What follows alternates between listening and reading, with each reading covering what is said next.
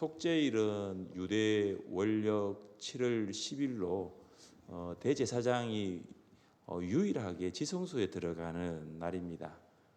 대제사장은 1년에 한 번 속죄일에 지성소로 들어갑니다. 지금도 유대인들은 이 속죄일을 욤 키푸르라고 부르면서 지키고 있습니다. 오늘 읽은 레위기 16장은 이 속죄일에 대해서 다루고 있는데 속죄일의 규정을 순서에 따라서 설명을 하고 있습니다.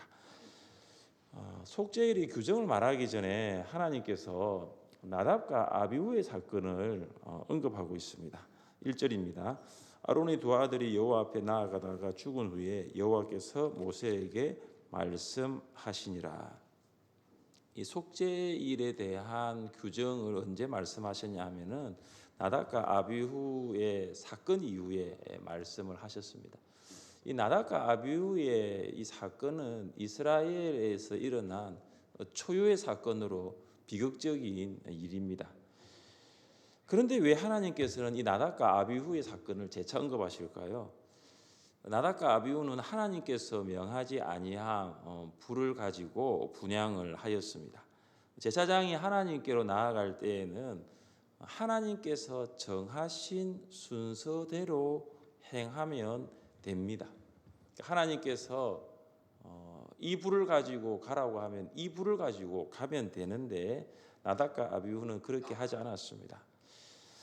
이것을 보면서 우리가 알 수 있는 것은 뭐냐면 이 나답과 아비후가 하나님 앞에 나아가는 그것이 얼마나 두려운 일인지 또 얼마나 거룩한 것인지를 잘 알지 못했다라는 것을 보여줍니다. 이 나답과 아비후는 제사장으로서 백성을 대표합니다. 지도자입니다. 두려운 마음과 거룩한 모습으로 하나님께 나아가야 했습니다. 여기서 우리가 한 가지 적용하고 넘어갈 수 있는 부분은 뭐냐면 하나님께 나아갈 때는 하나님께서 정하신 대로 순서에 따라서 나아가면 된다는 것입니다.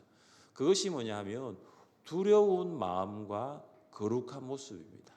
하나님께서는 우리가 두려운 마음과 거룩한 모습으로 하나님께 나오기를 기뻐하십니다. 먼저 지도자의 모습을 우리가 살펴보아야 합니다. 여기에도 우리 하늘샘 교회 지도자들이 많이 오셨습니다.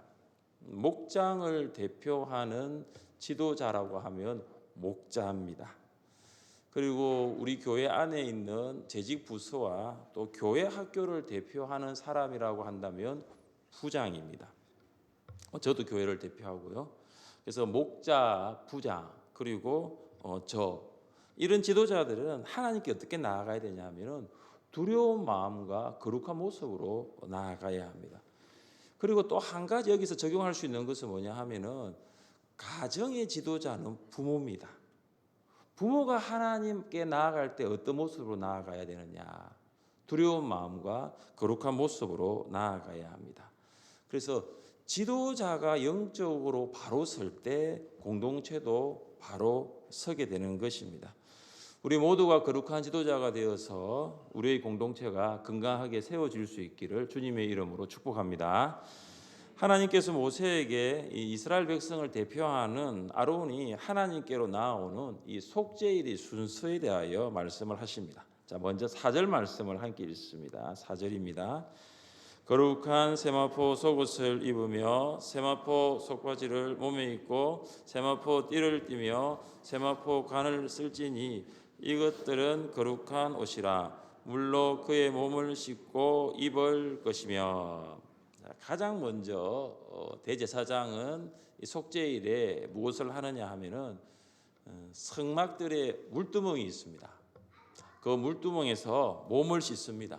그 다음은 성막에서 옷을 입습니다. 근데 이제 이 옷이 어떤 옷이냐 하면은 공통적으로 들어가는 단어가 세마포입니다. 세마포 속옷, 세마포 속바지, 세마포 띠, 그리고 세마포 관입니다. 평소에는 제사장이 화려한 옷을 입습니다. 에봇이라고 하는데 5가지의 색상의 실로 지어진 옷입니다. 그리고 이 에봇에는 호마노 보석이 있습니다. 그 호마노 보석에는 이스라엘의 지파들의 이름들이 새겨져 있습니다. 그러니까 평상시 입는 대제사장의 옷은 화려합니다. 그런데 속죄일에 입는 대제사장의 옷은 화려하지 않습니다. 그냥 하얀색입니다. 평소에 입는 옷과 속죄일에 입는 옷이 왜 이렇게 다른가 살펴봐야 됩니다. 대제사장은 속죄일에 죄인의 대표로 하나님께로 나아갑니다. 대제사장으로 나아가지만은 이스라엘 백성을 대표하는 죄인의 대표로 하나님 앞에 나아갑니다. 그러니까 먼저 죄인인 대제사장이 죄 용서를 받아야 됩니다. 하나님의 은혜 없이는 용서를 받을 수 없고, 하나님의 은혜 없이는 죄 사함을 받을 수 없고, 하나님의 은혜 없이는 하나님께로 나아갈 수 없다는 것을 보여줍니다. 두 번째, 대제사장은 자신과 가족을 위해서 속죄제를 드립니다. 11절 말씀을 함께 읽습니다. 11절입니다. 아론은 자기를 위한 속죄제의 수송아지를 드리되 자기와 집안을 위하여 속죄하고 자기를 위한 그 속죄제 수송아지를 잡고, 아론은 백성을 위해 속죄제를 드리지 않고 가장 먼저 자기를 위하여, 자기 집안을 위하여 속죄제를 드립니다. 여기 속죄라는 말이 죄를 사하다, 죄를 용서하다라는 말입니다. 그러니까 먼저 죄 용서를 받아야 될 대상이 누구냐면 이스라엘 백성이 아니라 아론, 대제사장, 그리고 아론의 가족, 아론의 집안입니다. 아론은 대제사장으로서 거룩한 하나님과 죄를 지은 이스라엘 백성 사이에 백성의 죄를 씻는 사람으로 본인도 생각할 수가 있습니다. 그래서 나의 죄보다는, 아론은 스스로가 내 죄보다는 먼저 백성의 죄가 용서받아야 된다는 생각을 할 수 있습니다. 그런데 하나님께서 이 11절에서 무엇을 말씀하시냐 하면 아론에게 이렇게 말씀하십니다. 내가 먼저 용서를 받으라고 말씀하십니다. 내가 먼저 죄 용서를 받고 나에게 나오라고 하십니다. 내가 먼저 죄 용서를 받고 나를 예배하라고 하십니다. 사랑하는 성도 여러분, 공동체가 무너지는 이유가 어디 있을까요? 공동체가 시험에 드는 이유가 어디 있을까요? 그것은 지도자의 실패에 있습니다. 자신을 먼저 거룩하게 해야 되는데 누구를 거룩하게 하죠? 다른 사람을 거룩하게 하라고 이야기합니다. 내가 먼저 거룩해야 되는데 공동체가 문제가 있다라고, 나는 아무 문제가 없고 공동체가 문제라고 이야기를 하는 것입니다. 나는 거룩하지 않은데, 지도자는 거룩하지 않은데 공동체를 향해서 거룩하지 않은 것을 계속적으로 이야기합니다. 한번 적용해 봅시다. 목자가 기도해야 되는데 근데 목자가 기도하지 않아요. 근데 목원에게 기도하라고 할 수 있죠. 목자는 기도하지 않는데 목원을 향해서 기도하라고 할 수 있죠. 교사는 성경 읽지 않는데 아이들에게 성경 읽으라고 할 수 있죠. 뭐가 잘못됐죠? 순서가 잘못된 거죠. 성경적인 거룩의 순서는 먼저 지도자가 먼저예요. 지도자가 거룩하지 않으면 공동체는 결코 거룩해질 수 없습니다. 거룩한 지도자가 없이는 거룩한 공동체는 있을 수가 없습니다. 하나님께서 이 순서를 잘 아십니다. 그래서 아론에게 너를 위해서 수송아지를 잡아서 먼저 속죄제를 드리라고 하십니다. 아론은 자신을 위해서 먼저 하나님께 속죄제를 드려야 합니다. 아론은 이스라엘 백성을 대표하는 지도자입니다. 지도자가 본이 되어야 합니다. 지도자가 먼저 하나님 앞에서 죄 용서를 받고 거룩한 모습으로 살아야 합니다. 앞서 제가 가정의 지도자는 부모라고 했습니다. 부모가 먼저 거룩해야 됩니다. 부모가 먼저 거룩하지 않으면 가정은 결코 거룩할 수 없고, 부모가 거룩하게 살지 않는데 자녀가 거룩하게 살 수는 없는 것입니다. 세 번째, 대제사장은 무엇을 할까요? 우리 12절과 13절을 읽습니다. 12절과 13절입니다. 향료를 가져다가 여호와 앞 제단 위에서 피운 불을 그것에 채우고 또 곱게 간 향기로운 향을 두 손에 채워 가지고 휘장 안에 들어가서 여호와 앞에서 분향하여 향년으로 전거궤 위 속죄소를 가리게 할지니 그리하면 그가 죽지 아니할 것이며. 아멘. 아론은 이제 향로를 가지고 이 번제단으로 나갑니다. 그 번제단에는 지금 이제 불이 붙고 있습니다. 그 번제단에 있는 불을 이 향로에 넣어 가지고 곱게 간 향을 두 손에 가지고 다시 지성소 안으로 들어옵니다. 거기에서 분향을 합니다. 자, 그러면 연기가 이 지성소 안에 가득하게 피어옵니다. 그럼 어떻게 되냐면은 정거궤가 있는데 정거궤 위가 속죄소 아닙니까? 그 속죄소가 이 연기로 뒤덮여집니다. 왜 이것이 필요하냐면은 속죄소는 하나님의 임재의 상징인 정거궤가 있습니다. 그래서 이 아론은 이 정거궤 앞에서 하나님 앞에 설 수 없는 것입니다. 왜냐하면 정거궤가 하나님 임재를 상징하기 때문입니다. 그래서 아론을 하나님 앞에 서게 만드는데 꼭 필요한 것이 뭐냐면 향연입니다. 이게 이 분향하는 연기라는 것이죠. 이 성경은 이 향연을 기도라고 말합니다. 이렇게 적용해 볼 수 있죠. 우리가 거룩하신 하나님 앞으로 나아갈 수 있게 만드는 것이 있는데 그것이 바로 기도입니다. 지금 우리는 하나님 보좌 우편에 계신 예수님께서 우리가 하나님 앞으로 가도록 기도하고 있습니다. 우리 목원과 교회 학교 영혼들, 목장이 작정한 VIP들이 하나님 앞으로 나아가게 만드는 것이 중보기도입니다. 지금 여러분께서 하나님 앞으로 나올 수 있었던 것이 여러분을 향한 누군가의 중보기도가 멈추지 않았기 때문에 여러분이 이 자리에 나아올 수 있었습니다. 그래서 영혼을 위한 기도를 멈추지 마시기를 바랍니다. 영혼을 위한 기도를 계속하시기를 바랍니다. 계속할 때 하나님을 떠난 영혼들이 하나님 앞으로 나아올 수 있을 수가 있는 것입니다. 12절을 보면 하나님께 분향하다가 이 나답과 아비후가 죽은 이유를 발견할 수 있습니다. 하나님께서 명령하지 아니한 불을 들었기 때문입니다. 하나님께서는 수송아지를 속죄제로 드렸을 때 번제단에서 타고 있는 그 불을 가지고 분향하는 것을 원하셨습니다. 속죄제로 타고 있는 불이 향을 붙이고 그 연기가 속죄소를 가립니다. 지성소 안에 향연으로 가득합니다. 그때 대제사장이 죽지 않고 제사를 드릴 수 있는 것입니다. 네 번째 대제사장은 무엇을 합니까? 우리 14절 말씀을 함께 읽습니다. 14절입니다. 그는 또 수송아지의 피를 가져다가 손가락으로 속죄소 동쪽에 뿌리고 또 손가락으로 그 피를 속죄소 앞에 7번 뿌릴 것이며. 아멘. 아론은 이 향로를 놓고 이제 밖으로 나옵니다. 밖으로 나와서 뭘 하냐면은 수송아지 피를 가지고 다시 들어갑니다. 그래서 손가락으로 속죄소 동쪽 위에 피를 한번 뿌리고 속죄소 앞에는 피를 7번 뿌립니다. 그리고 다섯 번째는 이 대제사장은 다시 성막들로 나와서 이제 두 염소를 두고 제비를 뽑습니다.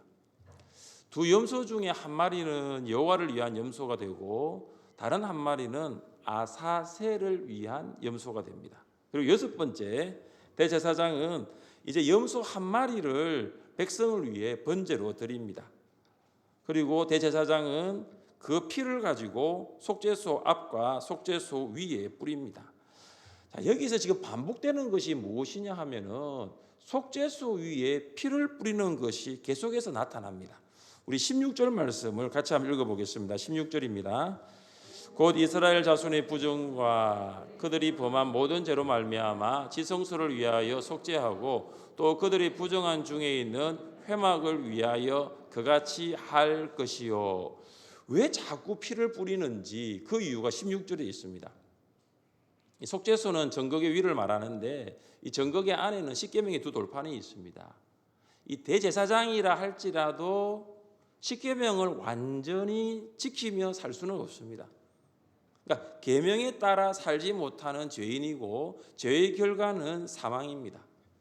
사망에 처해진 대제사장의 죄가 용서받기 위해서는 반드시 피가 있어야 됩니다. 피가 죄를 속하기 때문입니다. 우리는 대제사장이 피를 속죄소에 뿌리는 것을 어떻게 적용할 수 있을까요? 우리 같이 한번 읽어보겠습니다. 이 피를 너희에게 주어 제단에 뿌려 너희의 생명을 속죄하게 하였나니 생명이 피에 있으므로 피가 죄를 속하느니라. 피 흘림이 없은즉 사함이 없느니라고 했습니다. 그래서 피는 생명이에요. 피를 흘린다는 것은 마치 생명을 흘린다는 것과 똑같은 겁니다. 그러니까 죽음이죠. 예수님께서 피를 흘리셨다는 것은 예수님이 생명을 흘리셨다는 것이고 예수님이 죽으셨다는 것입니다. 그래서 예수님의 피가 죄를 속하고 예수님의 피가 죄인을 살게 합니다. 우리는 예수님의 피로 생명을 얻었음을 믿습니다. 우리는 예수님의 피로 용서를 받았음을 믿습니다. 내가 죄 용서를 받았는가? 내가 지금도 이렇게 죄를 짓고 있는데, 내가 이렇게 죄를 지으며 살아가고 있는데 내가 정말로 내가 죄 용서를 받은 것이 맞는가? 정말로 예수님이 나의 죄를 위하여 죽고 나는 예수님으로 인하여 생명을 얻은 것이 맞는가? 때로는 우리가 살아가면서 의심이 들 때도 있습니다. 그러나 이것을 확신하기 위해서는 두 가지가 필요합니다. 첫 번째는 날마다 성경을 읽어야 됩니다. 특별히 성경을 읽을 때 무엇을 묵상하냐 하면은 예수님의 피를 묵상해야 됩니다. 예수님의 피가 내 죄를 속했고 지금 내가 죄를 짓고 있지만은 나는 예수님의 피로 말미암아 새 생명을 얻었다는 것을 성경을 읽지 아니하면 알 수가 없습니다. 두 번째는 뭐냐 하면은 예수님의 피를 찬양하십시오. 보혈을 찬양하십시오. 여러분 성경을 읽으면서 예수님의 피, 보혈을 묵상한 적이 언제십니까? 여러분 찬양을 부르시는데 찬양 중에 정말로 예수님의 피, 보혈을 찬양한 적이 언제십니까? 내 죄가 용서받았고 내가 예수님의 죽음으로 말미암아 생명을 얻었다면 우리는 성경을 읽을 때 예수님의 피를 묵상하고 찬양을 부를 때 보혈을 찬양할 수 있어야 됩니다. 이어지는 속죄일의 순서는 아사셀 염소의 의식입니다. 우리 21절 말씀을 함께 봅니다. 21절을 함께 읽겠습니다. 아론은 그의 두 손으로 살아있는 염소의 머리에 안수하여 이스라엘 자손의 모든 불의와 그 범한 모든 죄를 아뢰고 그 죄를 염소의 머리에 두어 미리 정한 사람에게 맡겨 광야로 보낼지니. 아멘. 두 염소 중에 한 염소는 여호와를 위한 염소였고 다른 한 염소는 아사셀 염소입니다. 그러니까 아론이 이 염소 위에 안수를 하는데 한 손이 아니라 두 손으로 염소 머리 위에 손을 올리고 안수합니다.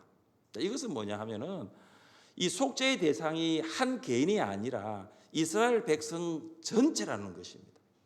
이 염소의 위에 손을 올리고 간절하게 이스라엘 백성의 죄를 용서해 달라고 기도를 합니다. 이스라엘 백성의 모든 불의, 이스라엘 백성의 모든 죄를 이 아론이 고백합니다.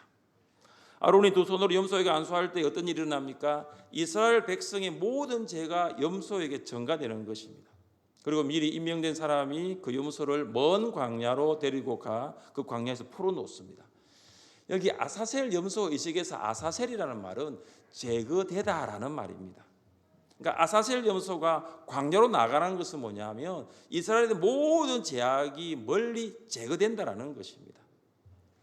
아사셀 염소는 우리의 죄악을 위하여 성문바 골고다로 향하신 예수 그리스도를 예표합니다. 예수님은 우리의 죄를 담당하시고 십자가에 달려 돌아가셨습니다. 우리 같이 말씀을 읽어보겠습니다.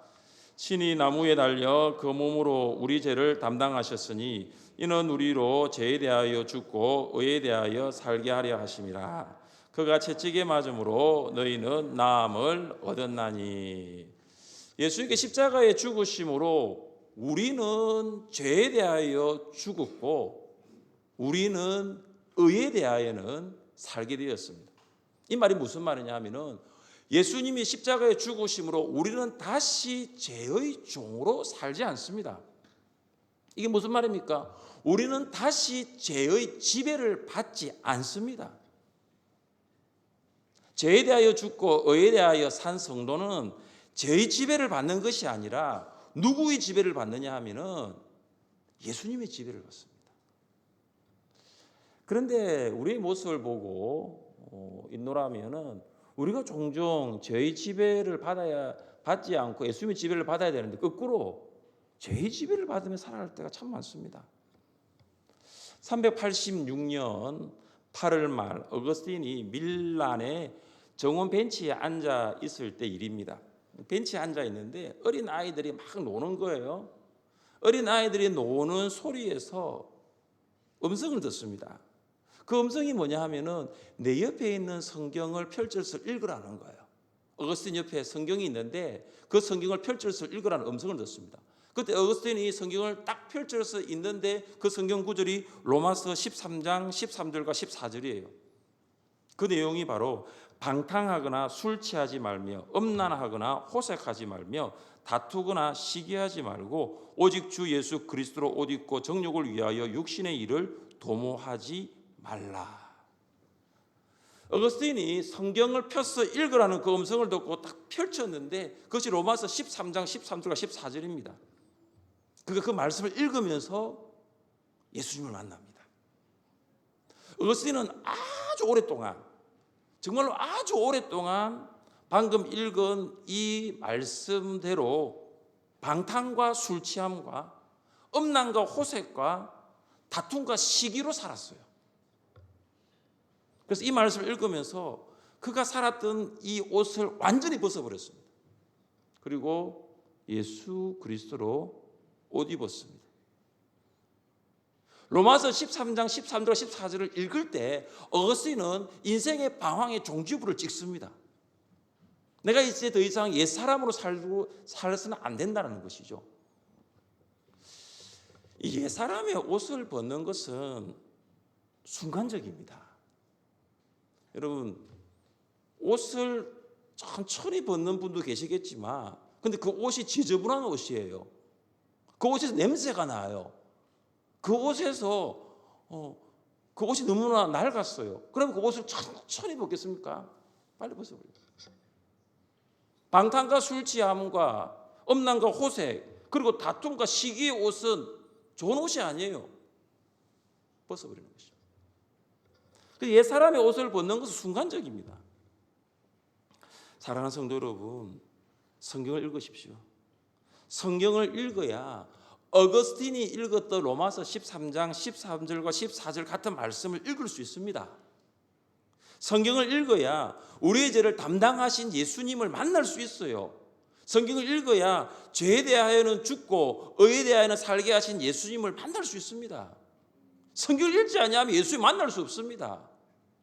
성경을 읽어야 예수님을 내 주인으로 영접합니다. 예수님을 주인으로 모실 때 죄로부터 해방이 됩니다. 왜냐하면 내 안에 예수님이 있는데 어떻게 내가 방탕함과 술 취함으로 살 수 있습니까? 내 안에 예수님이 계신데 내가 어떻게 음란과 호색하며 살 수 있습니까? 내 안에 예수님이 계신데 내가 어떻게 다투고 시기하며 살 수 있습니까? 그렇게 할 수 없습니다. 예수님이 내 안에 계시면 나의 힘으로 끊을 수 없는 이 옛사람의 이 모습을 성령의 힘으로 끊을 수 있게 하시는 줄 믿습니다. 십자가에 못 박히신 예수 그리스도를 바라볼 때, 나를 위하여 십자가에 돌아가신 예수님을 바라볼 때 새로운 삶을 살아갈 수 있는 것입니다. 우리 함께 34절 말씀을 읽습니다. 34절입니다. 이는 너희가 영원히 지킬 규례라. 이스라엘 자손의 모든 죄를 위하여 1년에 한 번 속죄할 것이니라. 아론이 여호와께서 모세에게 명령하신 대로 행하니라. 아멘. 아론은 1년에 한 번 이스라엘 백성의 모든 죄를 위하여 속죄일을 지켰습니다. 그런데 속죄일은 1년에 한 번만 지키는 것이 아니라 매년 반복됩니다. 그러나 예수 그리스도는 더 나은 제사를 단번에 드렸고 예수 그리스도가 십자가에 드린 제사는 다시 반복되어 일어나지 않습니다. 우리는 하나님 앞으로 나아갈 때에 짐승의 피가 아니라 예수 그리스도께서 우리 죄를 위하여 사해 주셨음을 믿음으로 나아가는 것입니다. 염소와 송아지의 피로 하지 아니하고 오직 자기의 피로 영원한 속죄를 이루사 단번에 성소에 들어가셨느니라. 사랑하는 성도 여러분, 염소와 송아지의 피가 아니라 예수 그리스도의 피가 우리 죄를 씻어 주셨음을 믿으시기를 바랍니다. 예수님께서 해마다 드리는 제사가 아니라 단번에 우리를 위해 영원한 속죄를 이루셨음을 믿으시기를 바랍니다. 그래서 1년에 한 번만 나가는 것이 아니라 날마다 예수님의 보혈의 은혜에 감사함으로 하나님께로 나아가야 합니다. 지금 예수님의 은혜가 필요하십니까? 지금 나아가십시오. 주저 말고 지금 나아가십시오. 은혜가 필요하다면 은혜를 주시기를 기뻐하시는 하나님께로 나아가십시오. 날마다 예수님의 보혈의 은혜에 감사함으로 하나님께로 나아가시기를 주님의 이름으로 축복합니다.